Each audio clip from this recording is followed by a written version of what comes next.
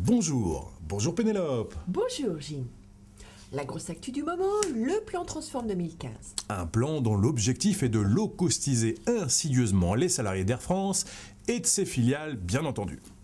Nous avons voulu en savoir plus, interview exclusive d'un des porte-parole de notre direction sur la stratégie de l'entreprise. La stratégie est simple, mes villes. D'abord, on coupe les vivres des plus faibles et on remercie les intérimaires. Ensuite, on transfère de l'activité à des sous-traitants, employant des salariés maltraités et mal payés. 20% de productivité en plus pour ceux qui restent, tout en gelant salaire et avancement. On crie aux sureffectifs et on martèle aux agents qu'ils sont responsables et coûtent trop cher face à la concurrence. Enfin, pour rendre définitivement serviles les salariés, on distille peur et confusion par notre propagande pour détourner l'attention sur notre gestion calamiteuse de l'entreprise.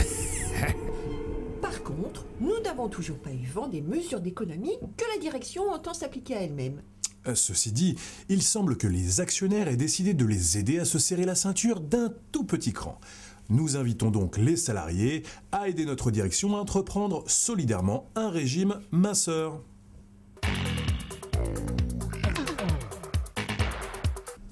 Les actionnaires ont rejeté à près de 80% l'attribution d'une prime de non-concurrence à notre ancien directeur général. Seulement voilà, cette prime lui a déjà été attribuée par le conseil d'administration de la holding Air France KLM. En clair, cette prime a été votée par une douzaine de personnes. 400 000 € de prime de non-concurrence à quelqu'un débarqué pour mauvaise gestion. Moi je dis, respect, il fallait vraiment oser. Et oui, c'est tout l'intérêt d'une holding. Tous décident entre amis, y compris le partage de jetons de présence. C'est de la folie tout cet argent pour les patrons. Rien n'est contrôlé. Mais je voudrais bien savoir qui décide de leur rémunération. Les patrons, justement, avec leurs potes du conseil d'administration. Tiens, voilà ton milliard. Oh bah dis donc, c'est moins que l'année dernière. Et ensuite, le patron s'invite au restaurant pour fêter ça. Il n'y a aucune limite. Les patrons, maintenant, se font la compétition à ce sujet. C'est le syndrome « mes revenus sont plus gros que les tiens ». Mais qu'est-ce qui se passera si un patron dirige mal une entreprise et la fait exploser en vol? Et il pourra toujours ouvrir son golden parachute et compter ses billets à l'atterrissage. En France, le salaire moyen des patrons du CAC 40 est de 1,2 million d'euros par an, plus les stock options, entre 2 et 4 millions selon les sociétés, plus les retraites chapeau payées par l'entreprise jusqu'à la mort du patron, plus les primes de bienvenue, Golden Hello, les primes de départ, Golden Parachute, et je ne te parle pas du Golden Gate Quartet. Ah si, parlez-moi un petit peu. Je viens de te dire non. Enfin, qu'importe l'avis des actionnaires d'Air France, puisque rien n'oblige M. Gourjon à restituer ce magot. Eh ben ça tombe bien puisque c'est pas dans son projet.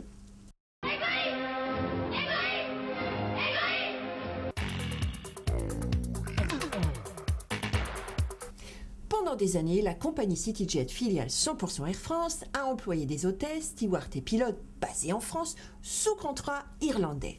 L'avantage pour la compagnie, s'exonérer de toute cotisation sociale française. Mais voilà, la résistance des salariés a fait condamner CityJet, Air France et ses dirigeants, dont M. Spinetta, pour travail dissimulé. Ah, c'est pas joli, mais voilà. Depuis leur requalification au contrat français, le salaire de ces courageux personnels navigants a été amputé de 30%. Cerise sur le gâteau, v'là qui pas qu'on leur demande maintenant de payer leurs impôts en France et en Irlande, soit 10% supplémentaires de prélevés sur leur salaire. Double cerise, Pénélope, puisque Air France, obligé de les déclarer et ne pouvant plus les employer à des conditions de négrier, envisagerait de les remercier. Ou de les délocaliser. Eh bien, Péné, à cette heure précise, on ne sait pas. En tout cas, depuis le 5 juin, 95% des PN de CityJet sont en grève. Pour les soutenir, rejoignez-les sur Facebook.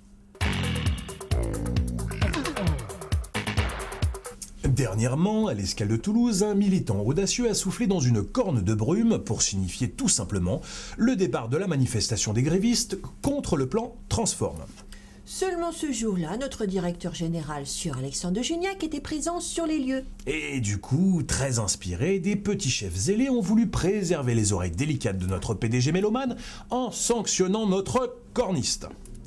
Les salariés grévistes solidaires de leurs collègues ont fait comprendre à la direction de manière explicite que la sanction était mal et non avue. Ah oui, ceci dit, une question me taraude l'esprit. Hein. Péter bruyamment devant le chef est-il sujet à sanction? Ah, c'est une bonne question. Certes. Si le plan Transform nous concerne tous, personne ne sollicite notre avis. Pourtant, nous sommes certains que vous avez sûrement des tas de choses à dire à notre direction. C'est pourquoi nous avons mis en place un répondeur téléphonique où vous pourrez exprimer tout haut ce que vous pensez tout bas. Alors, laissez vos messages, on ne manquera pas de les diffuser et promis juré, on balancera personne. Sur la tête de moi-même, la tête des animaux de la prairie, c'est vrai. Sur ce, on vous dit à la prochaine. C'est con ce que je viens de dire quand même, hein, c'est un peu...